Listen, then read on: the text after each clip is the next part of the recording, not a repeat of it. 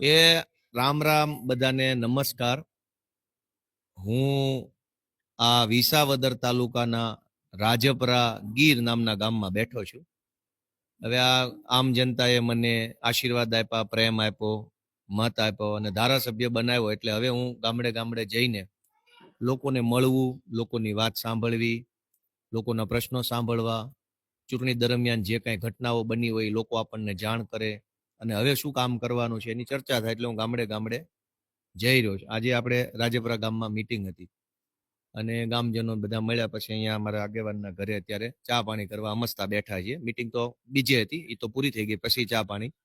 હવે ગામે એક બહુ જાણવા જેવી બાબત મને જણાવી છે.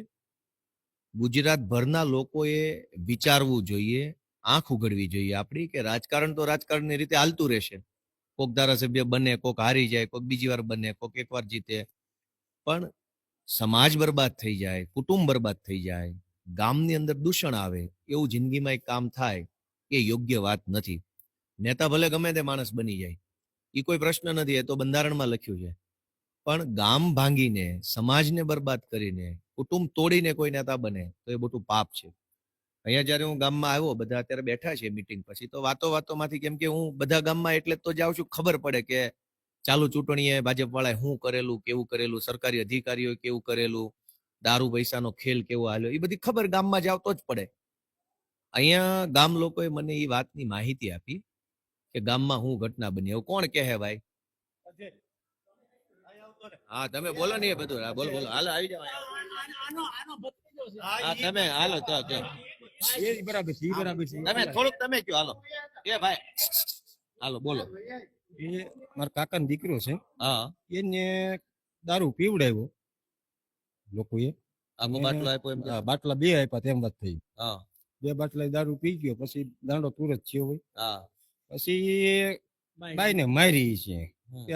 ગમે થયું હોય, અમે બોલતા ચાલતા નથી અત્યારે, પણ મતલબમાં હું બાઈ થી વિશ્રામણે વહી ગયો, પણ ત્યાં તેડવાઈ ગયો. વચમાં કેળામાં એક દવા પીધી, દવાખાને લઈ ગયા હતા, પછી કઈ સારું થઈ ગયું. આખી ઘટના એમ છે કે આ બહુ નાનું એવું ગામ છે, ખેતી આધારિત ગામ છે અને એકદમ ગીરના જંગલની કાંઠામાં, જંગલ જ છે સમજો ને એવું ગામ છે. આ ગામમાં ભાજપના માણસોએ ખૂબ દારૂ વેચ્યો.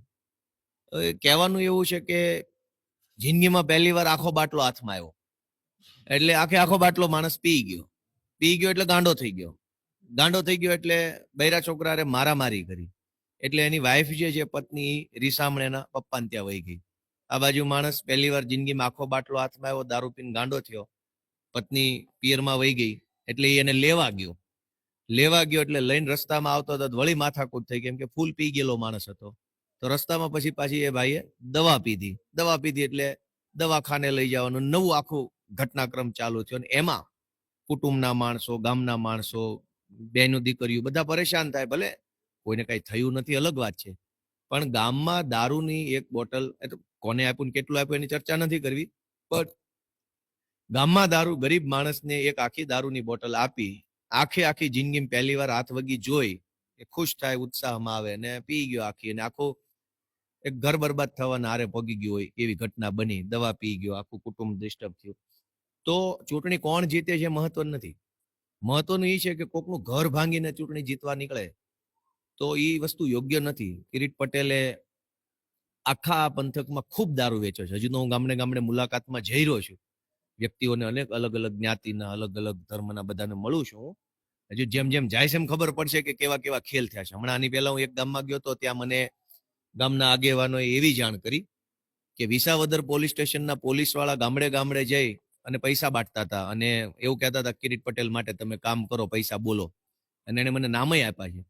ગામમાં ગયો તો મને ખબર પડી ને કે આ ગામમાં પોલીસ વાળા આવીને કિરીટ પટેલ માટે મત માંગતા હતા અને પૈસા આપતા હતા, ઓફર કરતા હતા કે તું ₹1,00,000 લઈ લે અને કિરીટ પટેલ માટે તું તારા ગામમાં કામ કર. આ ધંધો પોલીસે કર્યો. પણ એ અત્યારે ધારાસભ્ય બની ગયા પછી હવે હું ગામમાં જાઉં છું તો વાતોથી લોકો જયારે કમ્ફર્ટેબલ ફીલ કરે મારી યારે, તો મને કહે છે આવી ઘટના બને. આખા ગુજરાતમાં ધંધો હાલે છે. એક માણસની પત્ની રીસામણે વહી જાય, દારૂ ચૂંટણી પીવડાવો છો, ઘર બરબાદ થઈ જાય, છોકરા દુખી થાય.